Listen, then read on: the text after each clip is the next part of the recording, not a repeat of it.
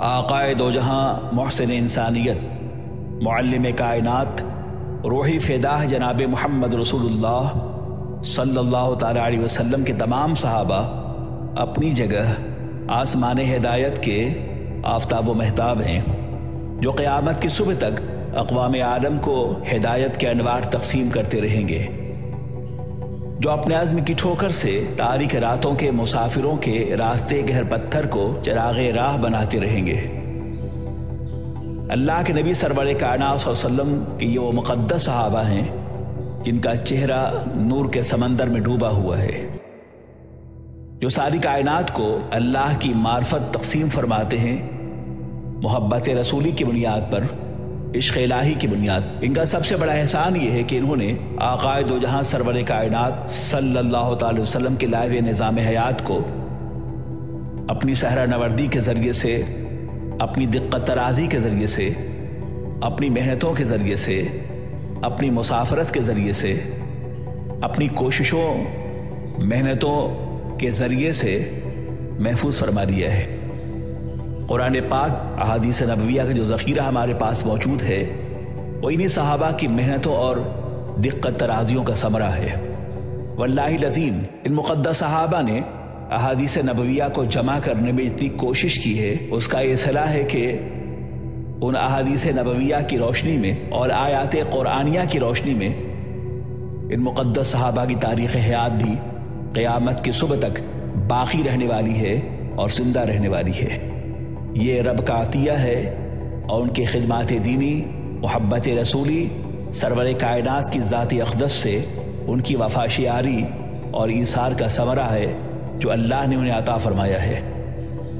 ان تمام چہروں میں ایک عظیم چہرہ جو بڑا نمایاں ہے وہ امیر المومنین، داماد رسول، خلیفہ رسول حضرت علی مرتضیٰ کرم اللہ وجہ الکریم کا ہے، جن کے بارے میں اللہ کے نبی سرور کائنات نے ارشاد فرمایا کہ لوگوں، علی کا چہرہ دیکھنا عبادت ہے، النظر الی وجہ علی عبادت۔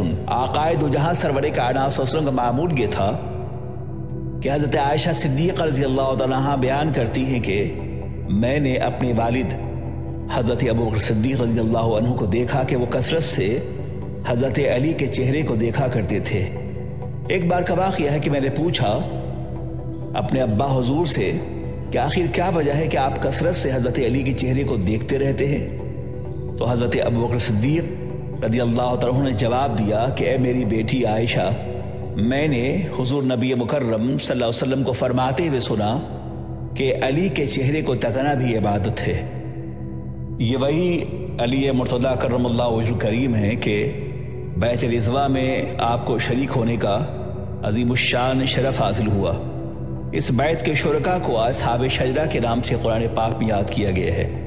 ان الذین یبایعونک تحت الشجرہ انما یبایعون اللہ ید اللہ فوق ایدیہم۔ اس اعزاز سے حضرت علی نوازے گئے۔ اس بیت کے شرکاء کو اصحاب شجرہ کہہ کے پکارا گیا ہے۔ اللہ تبارک و تعالیٰ نے کھلے لفظوں میں انہیں اپنی خوشنودی اور جنت کی بشارت دی ہے۔ اسی موقع سے اللہ کے نبی سرور کائنات صلی اللہ علیہ وسلم کے حکم کے مطابق صلح نامہ حدیبیہ مرتب کیا گیا۔ اس کی کتابت کا شرف حضرت علی کرم اللہ وجہ الکریم کو حاصل رہا۔ جب اس صلح نامے میں محمد رسول اللہ کے الفاظ آئے تو مشرکین کو اعتراض ہوا کہ ہم محمد کو رسول اللہ تسلیم نہیں کرتے، اس لیے رسول اللہ کا لفظ صلح نامہ سے نکال دیا جائے۔ حضور نے حضرت علی کو حکم دیا کہ علی، رسول اللہ کا لفظ عبارت سے محو کر دو۔ حضرت علی کرم اللہ الکریم کی غیرت ایمانی کو یہ گوارا نہیں ہوا۔ آپ بصد احترام بارگاہ مصطفیٰ میں عرض گزار ہوئے کہ یا رسول اللہ، خدا کی قسم، جان و دل ہوش و خرد، میرے ماں اور باپ آپ کے قدموں پہ قربان ہو جائیں، اے اللہ کے نبی، یہ کام مجھ سے نہ ہوگا۔ میری غیرت ایمانی کو یہ گوارا نہیں ہے کہ میں اپنے ہاتھوں سے محمد رسول اللہ کے لفظ کو محو کر دوں۔ سر تو کٹ سکتا ہے اور جذبہ جانثاری کی تمام انتہائیں اس پہ قربان ہیں، مگر یہ میری جرت کو گوارا نہیں ہے، جرت ایمانی کو، کہ میں لفظ محمد رسول اللہ کو اپنے ہاتھوں سے محو کر دوں۔ گرامی وقار صلی اللہ تعالی علیہ وسلم، उनके जज्बात की कद्र करते हुए खुद अपने दस्ते मुबारक से लफ्ज़ रसूलुल्लाह को मिटा दिया। ऐसे ही ग़ज़वे खैबर के मौके से भी हज़रत अली करमल्लाहु वजहु करीम को एक जाबाज मुजाहिद की हैसियत से शिरकत का शरफ हासिल रहा। आलम यह है कि जंग 7 हिजरी में हुई। खैबर में यहूदियों के कई मजबूत किले थे और मुसलसल कई हफ्तों से जंग जारी थी। अल्लाह के नबी सरवर कायनात सल्लल्लाहु अलैहि वसल्लम ने इरशाद फरमाया कि कल मैं उस शख्स को आलम दूंगा जिसके हाथ पर अल्लाह फतह अता फरमाएगा, जो अल्लाह और उसके रसूल को महबूब रखता है और अल्लाह और उसके रसूल भी उसे अपना महबूब रखते हैं। ये बात वही कह सकता है जो गैबदां पैगंबर हो। ये बात वही कह सकता है जिसके हाथों में कुन की कुंजी हो। ये बात वही कह सकता है जो तस्खीर कायनात का चश्मे सयाल हो। ये बात वही कह सकता है जो खुदाए आज़म का नायब आज़म हो। ये बात वही कह सकता है जो कायनात गिर इक़्तिदार का मालिक हो। ये बात पैगंबर ही कह सकते हैं और उनके अलावा कोई दूसरा दावा नहीं कर सकता, इसलिए कि आलम गैब से उतरने वाली नुसरत व हमायत उनके साथ थी। अल्लाह के नबी सरवर कायनात सल्लल्लाहु अलैहि वसल्लम ने जब ये कहा कि कल की सुबह मैं जिसके हाथ में झंडा दूंगा वो खैबर को फतह कर लेगा, तो आलम यह था कि तमाम सहाबा ने रात इस इंतज़ार में गुजारी कि देखते हैं कि कल की सुबह किसके मुक़द्दर में सआदत लेकर आती है और कल की आने वाली सुबह किसके लिए ये ऐलान किया जाएगा कि जिसके हाथ में मैं झंडा दूंगा वो खैबर को फतह कर लेगा। सुबह हुई तो नबी मुकर्रम सरवर कायनात सल्लल्लाहु अलैहि वसल्लम सहाबा के हुजूम में हज़रत अली को आवाज़ दी। लोगों ने कहा, या रसूल अल्लाह, अली को आज शोबे चश्म है। अल्लाह के नबी सरवर कायनात सल्लल्लाहु अलैहि वसल्लम ने हज़रत सलमा बिन अकवा को कहा कि जाओ अली को बुला के ले आओ। हज़रत सलमा बिन अकवा उन्हें सहारा देकर रसूलुल्लाह सरवर कायनात की खिदमत अक़दस में लेकर आए। आपने उनकी आंखों में अपने लुआब दहन लगाया, जिससे शिकायत दूर हो गई। यूँ मुस्कुराए जान सी कलियों में पड़ गई, यूँ लब कुशा हुए के गुलिस्ता बना दिया। आए दो जहां सरवर कायनात सल्लल्लाहु अलैहि वसल्लम ने हज़रत अली को आलम जिहाद अता फरमाया और हमला करने का हुक्म दिया। हज़रत अली करमल्लाहु वजहु करीम ने अर्ज़ की, या रसूल अल्लाह, क्या यहूद को बदौर शमशीर मुसलमान बना लूँ? तो अल्लाह के नबी ने इरशाद फरमाया, नहीं, उनको नरमी से इस्लाम की दावत दो। अगर तुम्हारी तबलीग से एक शख्स भी राह हिदायत पे आ गया तो ये तुम्हारे लिए किसी अजीम नेमत से बेहतर है। जाहिर है कि जब लोहे की तलवार चलती है तो काफिर कटता है, उसका कुफ्र नहीं कटता, मगर अखलाकियात की जब तलवार चलती है तो काफिर नहीं कटता, उसका कुफ्र कटता है। नबी आज़म सरवर कायनात सल्लल्लाहु अलैहि वसल्लम वो तबीब आज़म भी थे। उनका मकसद ये था कि दिलों की दुनिया को अल्लाह के इरफान से आबाद किया जाए।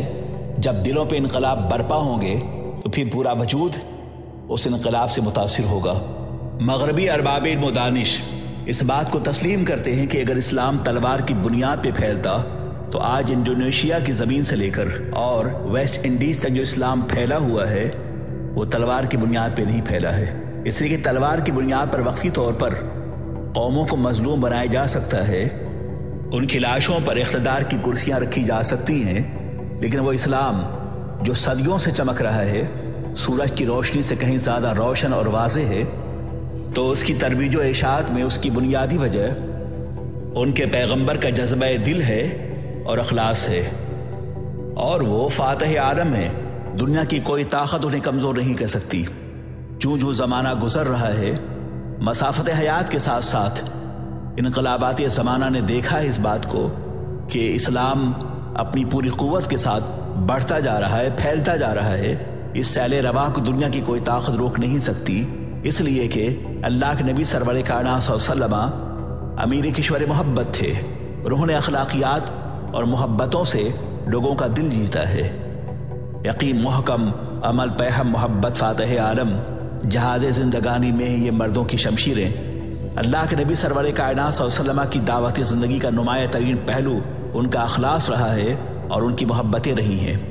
बद्र की फातिह मोहब्बत रसूल है, ग़ज़वात की फातिह मोहब्बत रसूल है, खैबर की फातिह मोहब्बत रसूल है, तबूक की फातिह मोहब्बत रसूल है, करबला की फातिह मोहब्बत रसूल है, हुनैन की फातिह मोहब्बत रसूल है। मोहब्बत रसूल ही के सारे करिश्मा साजियाँ हैं। अगर मोहब्बत रसूल ही न होती तो सहाबे कराम اپنی گردنوں کا نذرانہ پیش نہ کرتے اور نقد جاں لے کر بارگاہ مصطفیٰ میں حاضر نہ ہوتے، یہ سب کے سب محبت رسول ہی کا اعزاز ہے اور یہ انہی کا فیضان ہے۔